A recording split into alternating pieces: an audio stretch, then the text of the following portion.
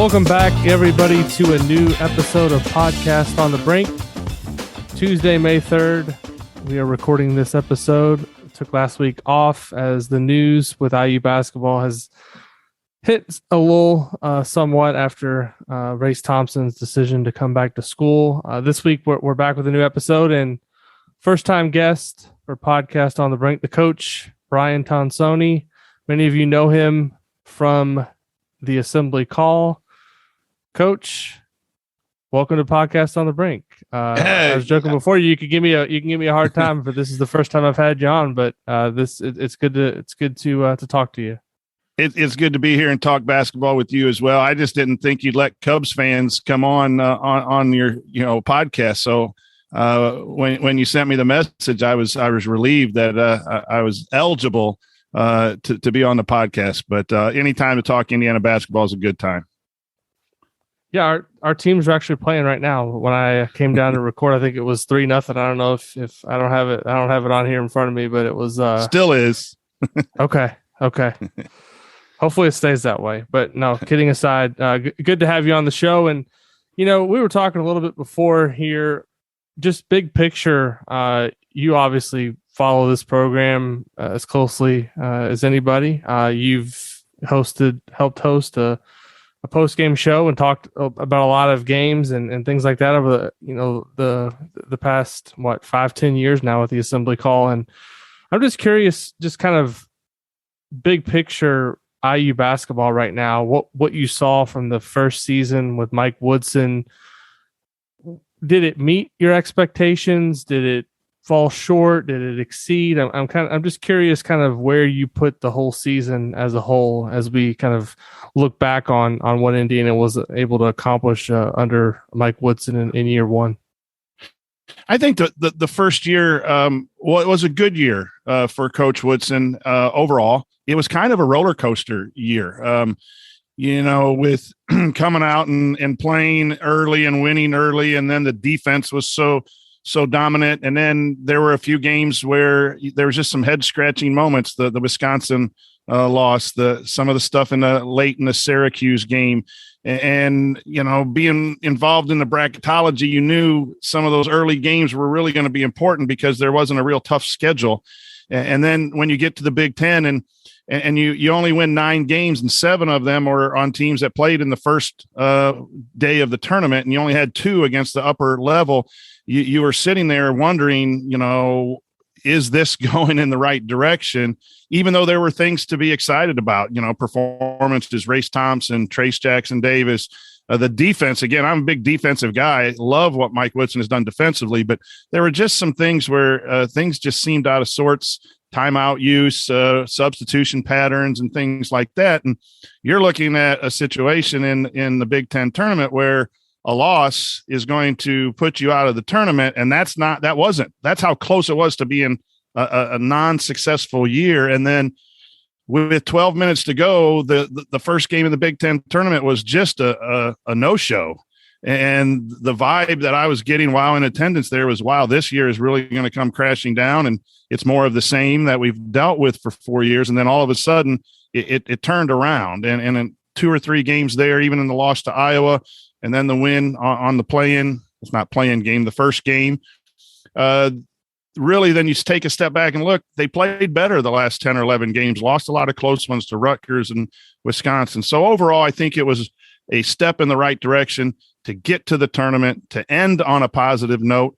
And there's a lot of those uneven moments that really, from a player standpoint and a roster standpoint, need to be fixed. And I think Coach Woodson has done a nice job with that. And then how you use that roster in game situations is something that every coach does evaluate and hopefully get better. So I think it was good to get back to the tournament, good for everyone involved, including us fans. But I don't think it was something that exceeded my expectations and was a fantastic. There just were a lot of question marks throughout the season. When you look at those last, you mentioned 11 games, the record wasn't necessarily great, but it did feel like maybe they found their, second win in the season. You start out real well, and then you get in the Big Ten play and you get punched in the mouth a couple times, and your confidence seems to go down. And you made a good point. A lot of the games that they won in the Big Ten were against the lower division of the league, and that was something that I was really focused on as I kind of looked at the resume later in the season. Was how is this going to stand up when you're kind of feasting on the bottom of the league? People talk a lot about 500 record in conference, or you got to be better than 500, but really, to me, it's at the end of the day, it's more about who you actually beat. I mean, if you win 7 or 8 Big Ten games and you beat, all the teams that are at the top of the league, that's going to look a lot better than if you win 9 or 10 and you don't beat anybody of consequence. But I'm just curious, late in the season, do you think something changed, or do you think this was just this team becoming more comfortable with what Woodson was trying to do? Obviously there was a bit of a change offensively with what Xavier Johnson and Trace Jackson Davis were able to establish in the pick and roll, and they kind of found some synergy there. And I thought that was really a big key in making the offense go. But it was interesting to me because I kind of thought going into that, after they lose the Rutgers and Purdue game, I'm like, well, this season's going to the NIT, and they did. It did seem like they kind of rallied and found something there. I'm just curious if you felt the same and what maybe you saw differently there towards the end of the season. Yeah, the offense was a lot better in those games. It was a lot more efficient. I think at one point, Alex, on KenPom, it was 105th in the country, and it ended up in the 91st something. I haven't looked at it lately, but I think if you look back over the last those 10, 11 games, the offense was like 55 or 60. So that's a big jump in those games. And what I put my finger on is that your athletes back. And I just think the roster needs to be more athletic. And we can talk about that with the recruits coming in. But Trey Galloway came back, and despite his struggles shooting, he's able to drive the basketball. And Rob Finney wasn't a great driver of the basketball, but he was the backup point guard, which could give you some play, some minutes when X had to come out. And I think those two guys and the arrival late in the NCAA tournament and in the Big Ten tournament of Geronimo and using his athleticism, I think Indiana just became more athletic. And that's one thing. And then Xavier Johnson just played fantastic down the stretch. He really understood what was going on with Coach Woodson and what he wanted to do offensively. He was making great decisions on when to score at the rim, when to shoot, and when to find the open man. I don't think Indiana shot the ball extremely well. At one point, I thought they shot it better from 3 in those last 11 games, but I still think they were around 31% if we go back in those last 11 games. But they just were scoring more. It just looked more collegiate. And that's what I thought was going to happen at the beginning. Looking at some of the stuff from the Bahamas, I thought that was going to happen a lot earlier. And it just didn't. Indiana became heavy post up with TJD. And early on, Xavier struggled with his shot selection. And I think all of that came into play. And now you look at some of the guys that they're bringing in, and hopefully what they can do is you got to put your athletes out there. And I think Coach Woodson was able to do that from a health standpoint and from a playing time standpoint, to getting the players out there that can do multiple things on the basketball floor. And I think, those combinations allowed Indiana to be competitive, and they lost a lot of those close games, but it was a lot better basketball than it was at earlier points in the season. You mentioned needing to upgrade the roster and maybe change some things just in terms of personnel. So I was just making some notes here that, the guys that are leaving after the season, obviously Michael Durr, Rob Finney, Parker Stewart, Christian Lander, are any of those departures? And I'm not trying to obviously criticize guys, but this is a bottom line business. The coaching staff needs to win games, and they need to put themselves in the best position to win games. Any of those losses stand out to you as being potentially impactful for next season, or do you think those are all situations where you look at each individual player and not to go through them one by one, but to me, in terms of a statistical standpoint, obviously Parker Stewart the most impactful. Rob Finney to me was, of those 4, maybe the most valuable piece, but you look at him and you also say he couldn't really stay healthy, and that's really looking back on his career and his time in Indiana. He played for 4 seasons, had a lot of bright moments, but was never really able to figure out the confidence stuff offensively, and the injuries obviously kind of set him back. But, just in terms of the guys that are leaving, do you think any of those have a chance to be impactful for next season in terms of they're going to miss those guys, or do you think those are all situations where Indiana's and the player probably too are better off moving on and going their separate ways? I think for the most part, Indiana's better off with the decisions to go. I think the biggest loss, in my opinion, is Rob Finney's defense. I mean, that just a lot of times we all focus on points and plays at the rim and was he aggressive offensively, but you could trust Rob to come in and just be a rather lockdown defender most of the time. And that is such a difficult thing to find. And if you're looking at Tamar Bates or Hood Schifino, some of those guys to fill that defensive stopper role, that might be something that's really tough to replace. But I do think it can be. You have size there. You have Hood Schifino at 6'5", who can come in and play, again, dependent on transfers. The Dexter Dennis kid at 6'5" can guard multiple spots. I think Geronimo can do that. So I think you can, every year you're going to lose some skill from players leaving in the portal from graduation.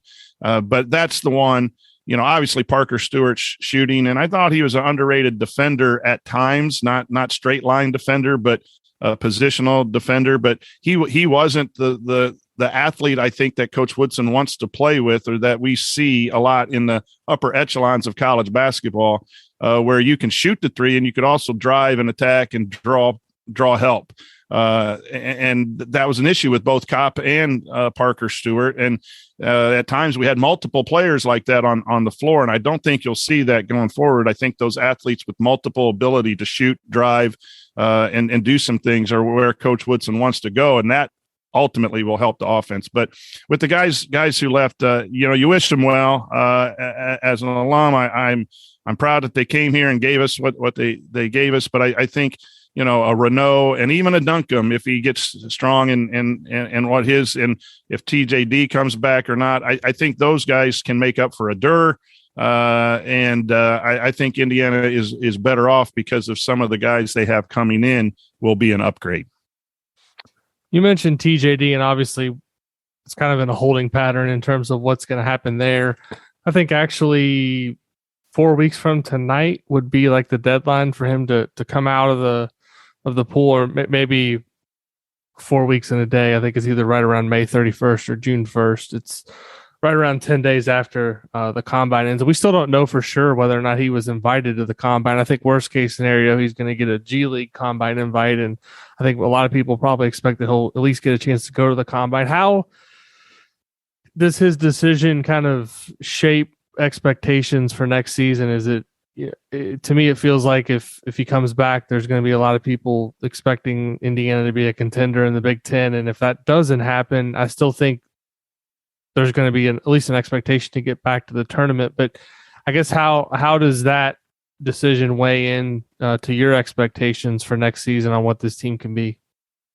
I think if TJD comes back, Indiana obviously is better with TJD coming back. And really, watching some of his workouts, would love for him to have confidence in a pick and pop 15-footer or even shoot the three, because college basketball, your 4s and 5s are shooting threes. Dickinson hit some on us. I know Kofi didn't, and I think that's part of the problem in the Big Ten is we have these post-up, back to the basket offenses and fives where the rest of the country may have some of those. I don't know that the Kansas guy McCormick could really shoot outside, but they brought him out in the Final Four game or championship game and inverted their offense. And so TJD, if he can go and get this feedback and he decides he's not at the level of draft that he wants and comes back, maybe he will have that confidence doing that. But with TJD back, Indiana is, I think, a top 3 team in the Big Ten. Obviously, with him not being back, the team's going to look a lot different. And that's what Coach Woodson's going to have to figure out is where are the points going to come from. Obviously, Xavier will be a scorer there. You would hope that a Tamar and a Kopp can pick up the scoring there. But I don't think I'm not trying to diminish TJD. I think Indiana will be pretty good even without TJD because of their athleticism. I really like the Hood Schifino guy, the Renault. I watched those in the Geico National championships. They just have a way of playing basketball and understanding basketball, and they guard. And I think that's just a step. The Banks is a unsung. We don't talk about that young man and his abilities. So you'd be young and there would be some mistakes made, but I really think it's where Coach Woodson wants to be, and he'll feel a little more comfortable calling stuff and running stuff with those types of athletes. So I guess if I had to say right now, without knowing the whole entire roster, I think Indiana's definitely back in the tournament regardless. A top 3 team in the Big Ten, and maybe you're looking at a 4, 5, or 6 seed, maybe with TJD. I don't think they jump up in a 1 or a 2 seed, because there's a lot of guys from last year. And again, they won 9 games. A lot of them were against the lower level, with a lot of these guys that are coming back. And then, the freshmen, we just don't know what level of consistency they'll bring. But I think that the trajectory of Indiana basketball is on the rise. You mentioned the young guys, Hood Schifino and Malik Renault. What do you think are fair expectations for those guys coming in freshmen? The last 2 guys that Indiana's had come in that were ranked that highly are Christian Lander and Tamar Bates. And we saw both of those situations a little bit differently. Obviously, Lander reclassified up a year. Didn't never really seem comfortable from a physical standpoint. I think he was behind there and then never really got it going from a confidence standpoint.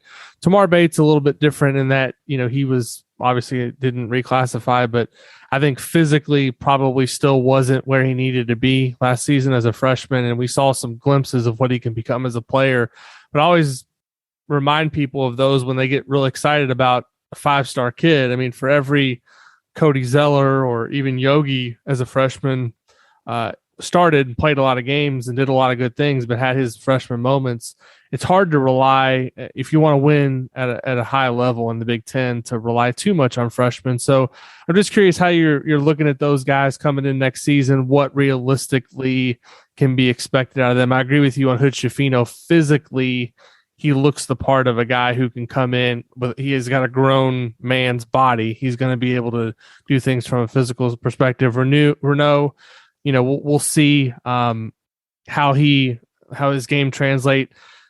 Not an explosive athlete, but I feel like his footwork around the basket and things like that are a little bit maybe overlooked. Those aren't things that kind of stand out to you when you watch a highlight film. You look at a guy like Troy Williams coming into college and he's catching all these alley-oops. You're like, wow, that's just something that stands out. But Renault, you don't see that on film, but you do see the little things. So I think he too has a chance to come in and be impactful. But I just wonder, from with these highly ranked recruits, I think sometimes people's expectations get a little bit over the top. And then you really look in last season in the Big Ten. I mean, besides Branham and Bryce McGowan's and a few other guys, there wasn't really any freshmen that came in and played huge roles in their teams in the league. There's a couple things that really excite me. The thing that you mentioned is both of them are physically ready to play in the Big Ten. They're going to have to put on more muscle and all that too. I mean, you're never really ready coming out of high school, but playing at Mount Verde, it also prepared them to wait for their time. They didn't start until their senior year. They played as juniors on a championship team, I believe, and they played some roles. So it seems to me like if Coach Woodson wants them to come off the bench, that they would be willing to come off the bench, and I think Coach Woodson needs to make sure he plays 5 stars because you can't just keep bringing 5 stars in and then playing them only 4 or 5 minutes, because at some point the 5 stars won't come in regardless of the NBA pedigree. And that's just me speaking from away from the program. But I wouldn't be surprised to see Hood Schifino play the Rob Finney role. And Rob, if he wasn't hurt, was probably going to get 20, 22 minutes average. I think he ended up 18.2 minutes this season. But giving X a break, being a very good option if X gets in foul trouble. I don't see the offense bogging down, because I think Hood Schifino is a pass-first guard who can shoot. He showed more of that, and I think the Jordan Brand game that I saw him take a couple shots there. I think he's really good off the ball screen at snaking in and putting a guy on his back and looking for for guys. That was his role at Mount Verde when I watched him. And then the Renault, I think he just got a little old man game in him. He is not a TJD leaper. He's not not above the rim kind of guy, but he scores. And the other thing that I've read about, and I haven't seen him, and they're going to have to adjust to college, but they say he's got good feet on pick and roll defense and that. And we know Coach Woodson loves defense. So the reason I think both of these guys will have, that role of 18 plus minutes, if they come in and really shine, then maybe they break into a starting role somewhere. But I think the floor for them is anywhere from, maybe 16 to 23, 24 minutes, but productive minutes, both offensively and defensively. And if that doesn't, come to play, then they're going to help people in practice. Iron sharpens iron, and the depth of this team is always the practices are going to be really, really good and really, really tough when you have that kind of depth. But I see major roles for both of them. I don't know if they're going to be starting. I wouldn't expect double figure scoring from them, or they're the reason we get to the Final Four, other than their role off the bench or as a starter in the second half of the season. Who on the roster are you looking at in terms of the offseason has, I guess, the most to prove or the most to work on in terms of being able to maintain or increase their role for next season? Is it a guy like Trey Galloway with Hood Schifino and other guys, like Tamar Bates there to try to take some of his playing time? Is it how big is this summer for him? You can also flip that around and say Tamar Bates, you've got competition from guys like Miller Kopp and Hood Schifino and Trey Galloway and potentially Anthony Leal. Tamar Bates is going to have to develop some more consistency. I'm just curious, another name is Jordan Geronimo, that, he obviously played well towards the end of the season, but you look through the game log and there's a lot of moments in his season where he didn't really do much of anything productive, for significant stretches of the season. His minutes were less, and obviously it's good to see him playing his best basketball at the end of the season, but I think he's kind of looked at as another guy as a potential breakout candidate, but he also has things to work on. So I'm curious, just from your perspective, who of the returning guys are you looking at? It's a big summer ahead and these guys need to prove something. Yeah, I think it's both Tamar Bates and Jordan Geronimo. I think Jordan Geronimo had a really good 2 weeks, and he had some spurts within the season. But you go back and you look at his 3-point percentage was not as good as Race Thompson's overall. He hit some there at the end, but I think he can bring a lot, and I expect him to get there. But I think he needs to be more mobile, moving, horizontally. He can get up in the air, but he's got to be a little more fluid with the basketball. And the ability to score and do some things, especially, the talk is he wants to play more of a 3 position or an outside position. He's going to have to get better with the basketball and moving, not just up and down leaping for offensive rebounds. So I think he's got a lot that he can grow. And I think Tamar has to really get a lot better with understanding the college game. There's no doubt he can shoot. There's no doubt he can drive, pull up, do some of those things. I thought he got better defensively, and we know Coach Woodson wants you to play defense, and that's why he leans on his veterans a lot. And I think that, Tamar maybe struggled to get some playing time because he was really trying to figure out how to play defense at the collegiate level. So I think both of those guys have the growth. I think Galloway will play because Galloway's just a tough competitor, coach's kid. Whether his minutes go up or down depends on the strength of the other guys coming in the schedule. You can see his minutes maybe going down because the roster has improved, but he does so much from an energy standpoint. Limit some of the turnovers he had late in the year, and then always, obviously, if he could find 30%, 31% from 3, he's really, as I said earlier, he was really a reason why Indiana got better is when he got healthy and got back into playing. I thought it put a lot of pressure on the defense. So I think Galloway is in a good spot. I think all 3 of those guys are going to play a lot of time, but I think Geronimo, in order to really be what a lot of fans are thinking he's got to be, has to put in the best summer. Where are you at with Miller Kopp? Because he seemed to be a guy that people wondered as the season rolled along, was he going to ever kind of have a breakout performance? He had that really good game early in the season against Syracuse, and then went a long time without ever scoring double figures. I think he had, a couple of games there later in the season that were pretty good, and then I think in the NCAA tournament game he failed to score. So there's a lot of inconsistency there. Is he a guy moving forward that you see more as kind of someone that could come off the bench, or do you still see him as somebody that's going to, play the same role that we saw last season? I think his role is going to be diminished a little bit, just like maybe Galloway's will be because of the increase in talent and athleticism. I think Miller Kopp can provide shooting, and if you have some guys around that can be multiple drivers, that's when he's going to get his shots, because teams are going to have to decide, am I going to stick to him? Last year was pretty easy to find the shooters. Hopefully next year, with a multitude of athletes and ability to drive the basketball, teams are going to have to decide if they're just going to lock down on him outside and not come off of him in help. But I think he can benefit from that. I think he's going to be a shooter. So I think Coach Woodson's going to play him in a similar role, maybe just a little bit less minutes.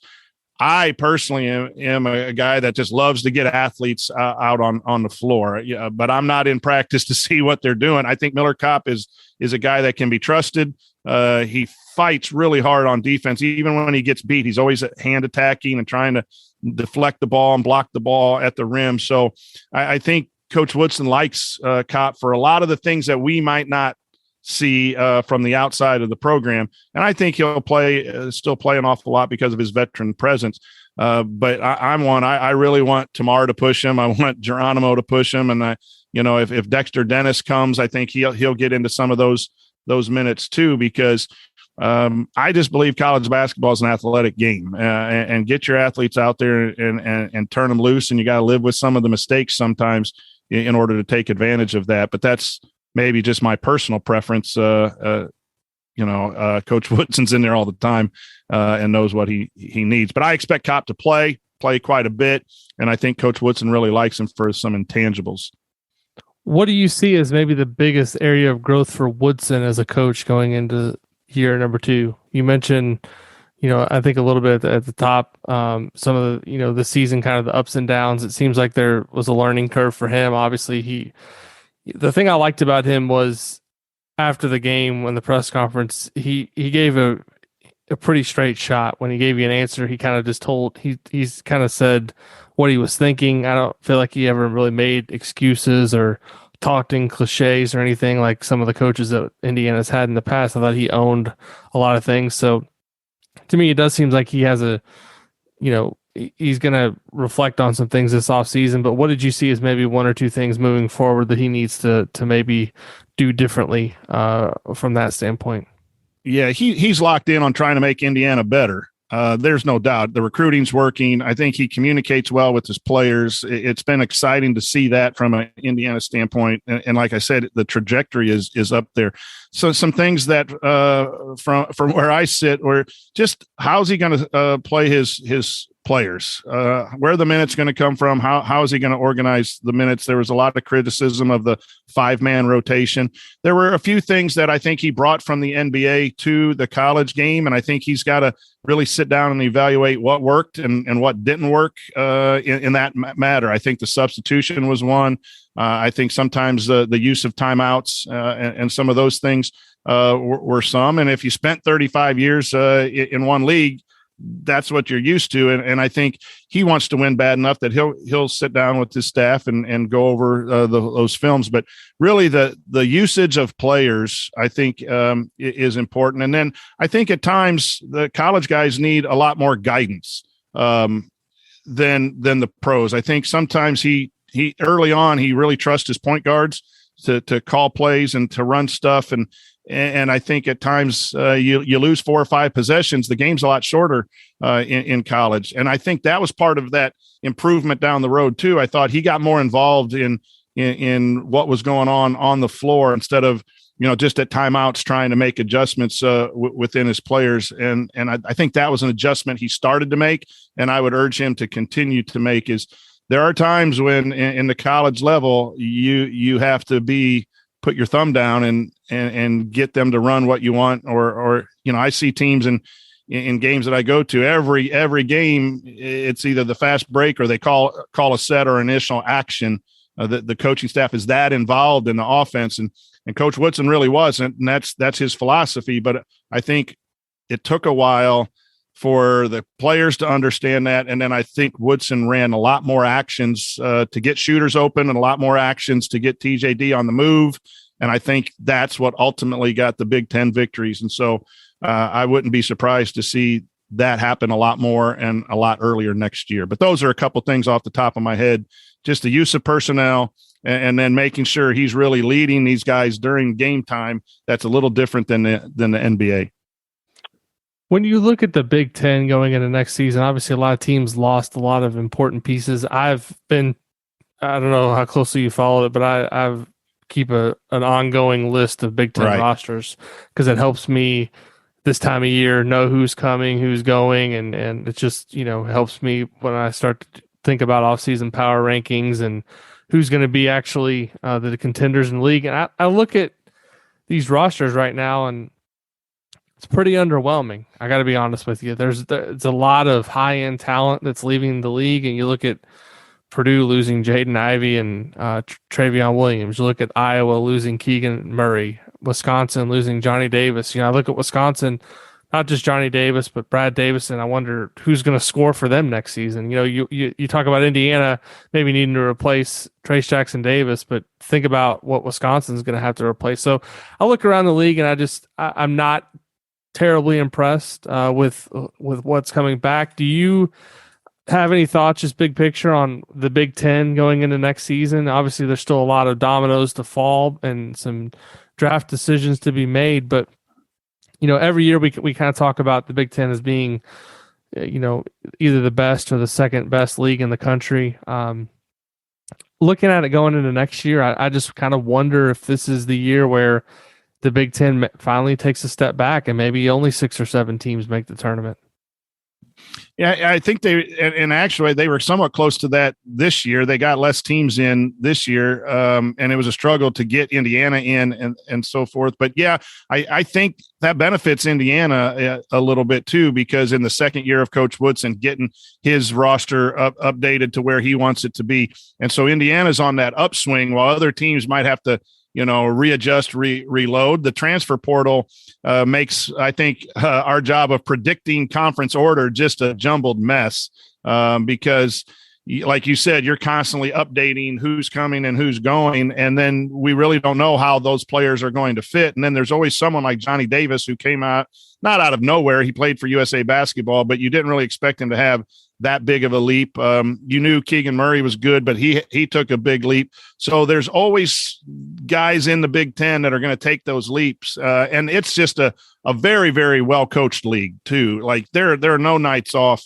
in this league when it comes to the preparation and what you're doing in this league from a coaching standpoint. So while I agree with you, I think what we're seeing is some of the known talent is falling off. It wouldn't surprise me to see a couple of guys just, blossom and bloom that we weren't expecting. And then I really, and I don't like this because I'm an Indiana guy, but I really trust the Big Ten coaches to be solid and get their teams to play. But I wouldn't be surprised to see 6 or 7, like you said, because it ebbs and flows. I mean, the ACC struggled this year, and then they, North Carolina does what they did. They only had 3 or 4, and we know the Pac-12 has been up and down, and that they're getting a few teams in. And what was it, 2015-16, when Nebraska was 13-5 in the Big Ten and didn't play enough tough competition and didn't get in.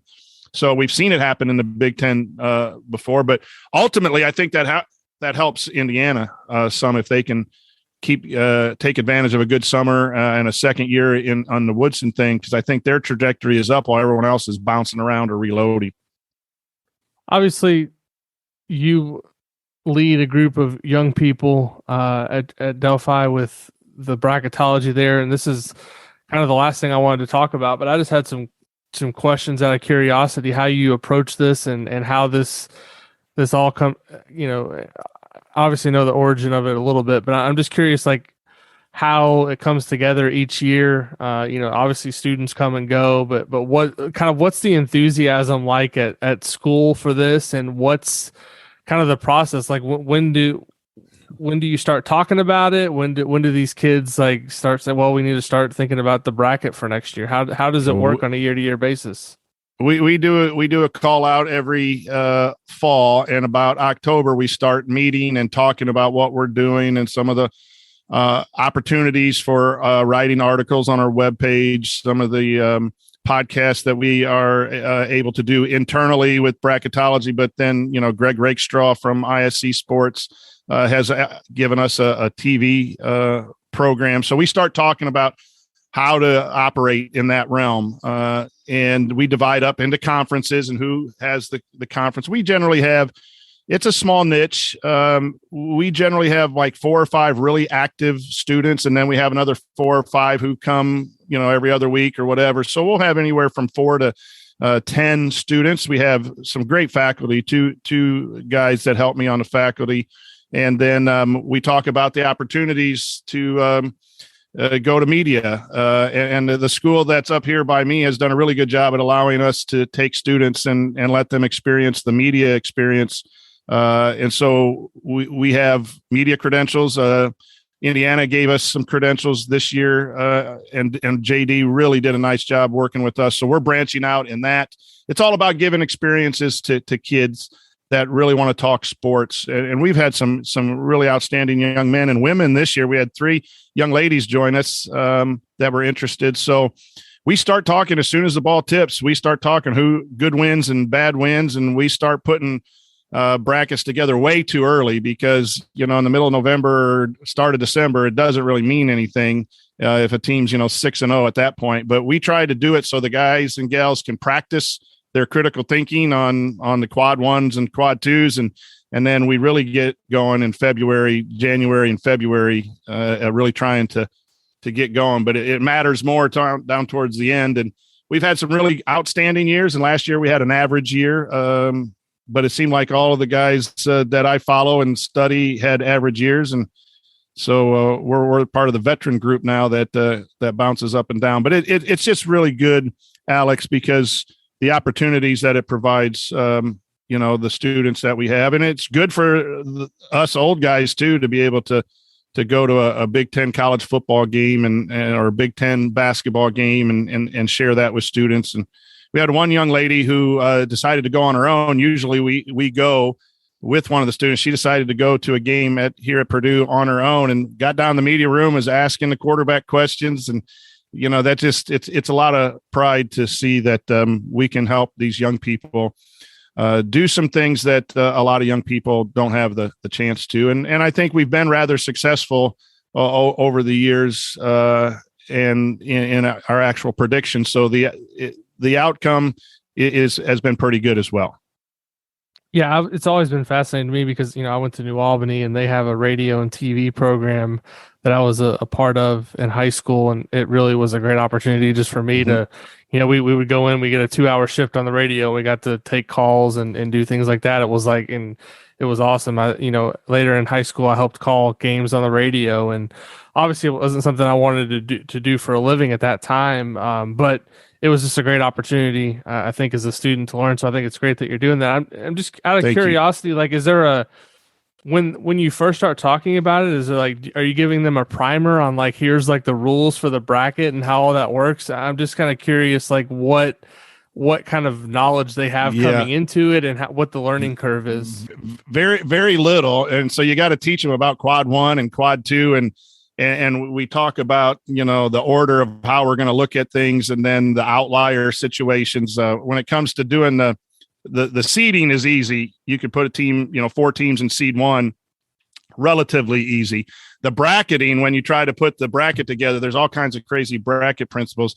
I haven't given that to a student yet. That's when we get done talking in our meetings and we have all the seeds. It takes me 20 minutes to just throw it in. I have an IT guy who put together a generator. So once I get it set, it just produces the bracket. But yeah, you got to teach them. And then they get pretty good when we have our meetings here downstairs in in February and March, we have our big meetings. They really bring some good points. And then every year there's a student who, this year there was a young man, he happened to be a Wisconsin fan. He was arguing for Wisconsin to be a 3 seed, and the whole committee said no, a 4 seed. And then they were a 3 seed. So he made sure to stop by my room and say, hey, I was kind of right on that. But that's good too, is because, life's about working with other people, and sometimes 100%, consensus doesn't happen. You got to be able to lose a little bit in life. And so we have really good discussions. It's just like the NCAA committee.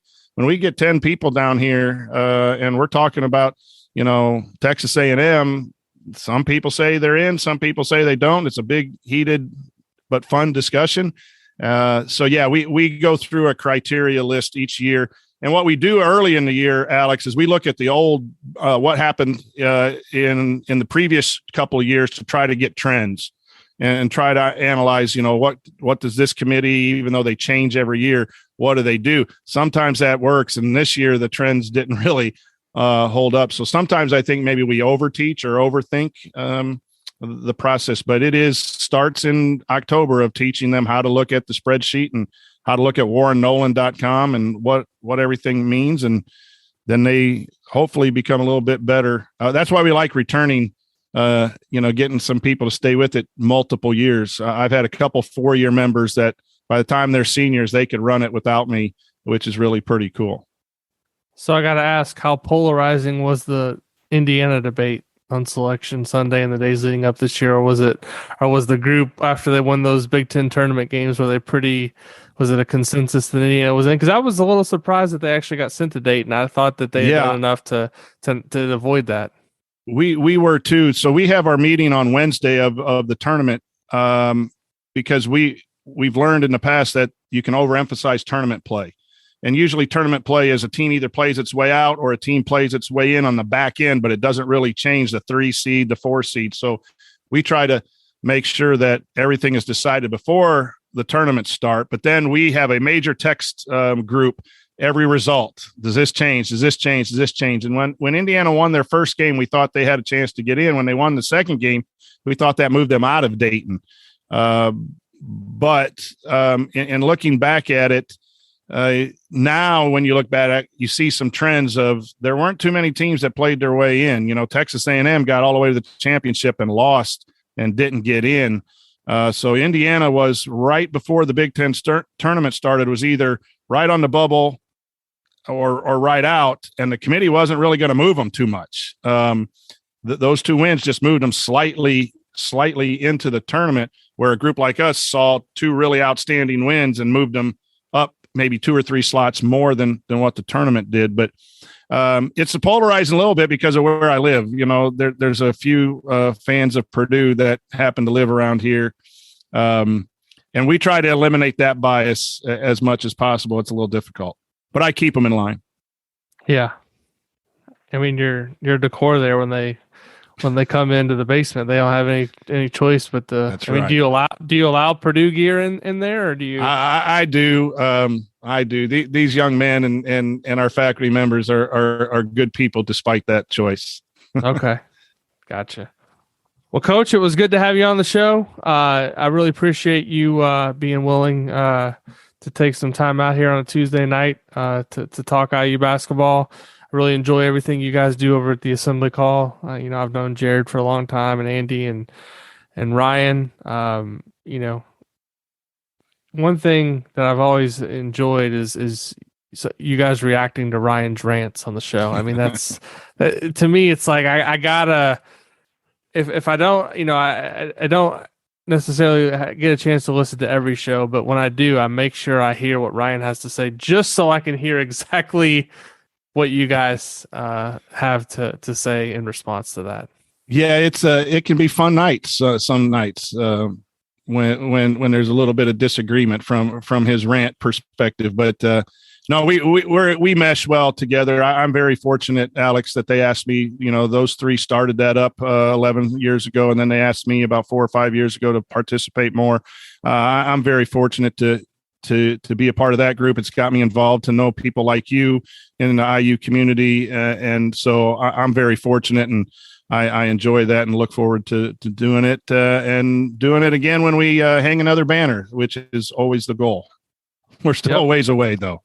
Yeah, I think maybe, just selfishly, the longer I've done this, I've kind of turned in my fan card, I guess, I'm going to take a press pass and go to the games and all that. But selfishly, I would like to see at least, some deeper tournament runs. Just, obviously the fan base is just craving that type of success, and people I think would love to see just more sustained success. So hopefully that happens more regularly here in the future. So thanks again, Coach, for coming on. Thank you. And Podcast on the Brink listeners. We will hopefully be back next week with another episode. We're here in the off season, it's kind of a week to week basis in terms of when we'll have a show, and somewhat dependent on if news breaks, but obviously we'll try to keep on that weekly schedule. Once again, if you enjoy the show, please take the time to leave us a rating and review on iTunes. That really helps us out. And also on Spotify now, you can leave the show a rating. We'd appreciate if you listen on Spotify if you did that. And we'll talk to you again soon. Thanks, everybody, for listening. And we'll be back soon with another episode of Podcast on the Brink.